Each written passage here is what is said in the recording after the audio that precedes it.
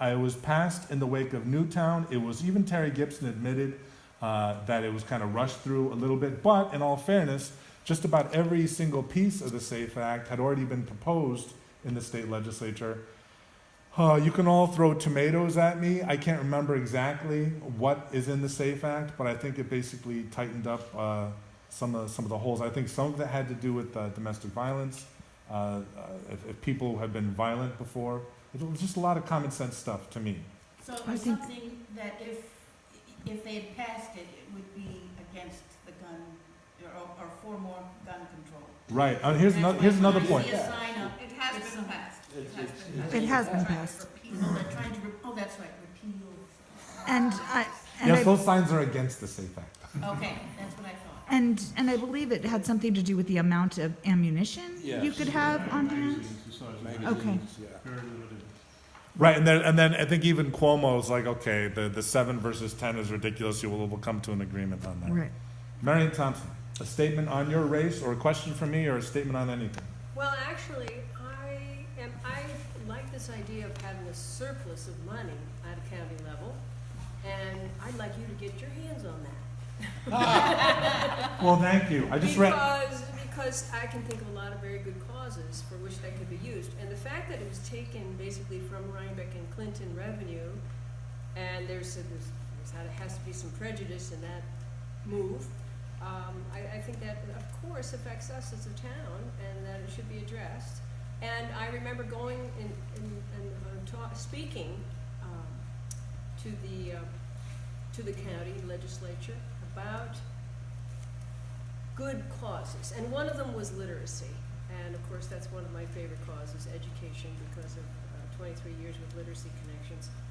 And our money was cut when I was with Literacy Connections. Our money from the county level government was cut. What year? And we certainly scrambled for every penny. All of the years that I worked there, even though we've always been in the black, just barely, we still had to struggle for funding. What year was that money cut? I mean, I kind of remember that. I just can't remember what year. We always got county money for many, many years. Then all of a sudden, we were getting less and less and less and less. And I'm not sure. I retired from literacy, but I believe that you're not getting any county money. So you're no longer literate? But okay, sorry. Literacy Connections. Yes. I'm thank you for bringing that up. One of my favorite places to be is the farmers market in Rhinebeck on Sundays, and ran into my good friend Lloyd Hamilton, and he's like, Joel, that sales tax thing, you got to lead with that. Of course, Mark First, who's with Hudson Valley Strong Indivisible, he had sent me an email on Friday saying, Joel, what about a top 10 list? And of course, I emailed it out. All of you are like, wow, Joel, that's like 3 or 4 lines for each one, but whatever. But I led with that, and because it is true, Joan talks about, we could have more for, on the local level for senior programs and youth programs. I would humbly submit to everybody that we could have more on the local level for senior programs and youth programs in Rhinebeck and Clinton if the two towns hadn't lost $500,000 to the county over the last 5 years. And my handy dandy censored info pack, censored, not censured, censored, points out that from 1996 through 2012, those 17 calendar years, the average fund balance in the county was $20 million. Like the money left over at the end of each year, the fund balance, the budget surplus. And they changed the county sales tax revenue sharing formula in 2013, and it started going up to 35, 42. Last year was $57.1 million budget surplus at the end of the year. In May of this year was announced $59.6 million surplus. And witness the specter and the spectacle of austerity budgets all over. City of Poughkeepsie lost $9.5 million to the county over the last 5 years. Clinton and Rhinebeck have lost $500,000.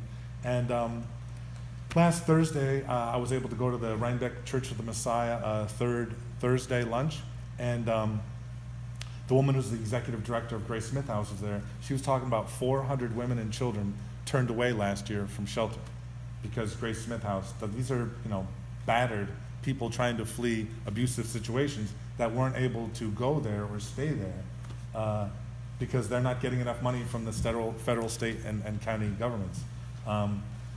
Just last night, I was at the Beekman Arms in Rhinebeck, the Rhinebeck Rotary thing with Hudson River Housing in River Haven, and one of the folks involved with River Haven and Hudson River Housing pointed out that it's a 20% cut. And my opponent, with all due respect, it's an open secret. She's told a lot of people she not only voted for Trump last November, but is still a diehard Trump supporter. Well, because of the federal Trump cuts, it's a 20% cut that's looming. The Federal Department of Health and Human Services. And that was brought up just last night at the Beekman Arms. The guy who works with Riverhaven, I forget his title, and Hudson River Housing, that's having an impact. Plus, guess what? And Mike, you and I talked about this. It was all over the Poughkeepsie Journal about the homeless veterans program. And there was that initial article all about how it's in jeopardy. These programs the guys are going to lose their funding. Then there was another article saying it's all been solved. Well, I found out last night the good, the bad, and the ugly. The program is still going on. But guess what? I confirmed last night with Linda Malavi, the head of residential services for Hudson River Housing. The federal $500,000 subsidy for that, for Hudson River Housing, has been eliminated. So where, again, this is one more case where the local media is not particularly doing their job, because there was that initial article, right, all about how Faso and Molinaro, all the power structure were outraged. And then there was another article about the money's back. But I never saw reported was that maybe the program's still continuing, but guess what? That funding was eliminated and from the federal funding for Hudson River Housing. So Was there any money from the county budget in there?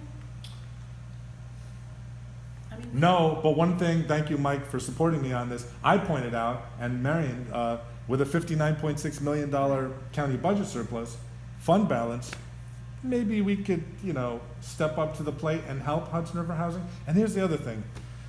Molinaro, the county executive, talks about how it used to be such a spectacle every November, December for the county budget, and Cornell Cooperative Extension would show up with their red fans and all the nonprofits, and how much funding you got in next year's county budget depended on who you knew in the county legislature. Well, to an extent, Marcus was right about that. However, what he did is he took a lot of the nonprofits' funding and he started this agency partnership grant program. Now here's the problem with that. Every year there's about, and I've publicized this somewhat, but not enough, there's about $2 million worth of funding requests for the Dutchess County Agency Partnership Grant Program from Hudson River Housing, from Literacy Connections, from all these nonprofits, like from the Hudson Valley Boy Scouts Council. I happen to know for a fact, because I'm one of the few people who digs into this, for 3 or 4 years running, the Hudson Valley Boy Scouts Council has asked for $45,000 for an inner city Boy Scout program as part of the Dutchess County Agency Partnership Grant Program. They've never gotten it. With a 59, just wrap your head around that. We spent $274 million in the jail expansion. The bonds are gonna cost that much over the next 30 years after they're fully paid off. $274 million jail expansion. And we can't come up with 45 grand for the Hudson Valley Boy Scouts Council. Not that the Boy Scouts are perfect.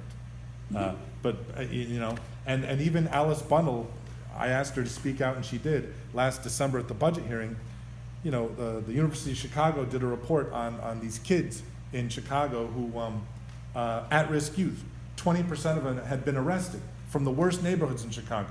Well, what did they do? They gave those kids summer jobs, not activities or whatever. Activities are good and programs are good, but they gave these troubled youth jobs. 43% cut in the crime rate, in the youth crime rate, for those kids participating. So why can't we have like $1 million, $2 million new influx, summer jobs program, in addition to what we have now, which is just pathetic. And Nubian Directions, they have a huge waiting list of 100 kids. So anyway, Mike got a chance to talk. Marion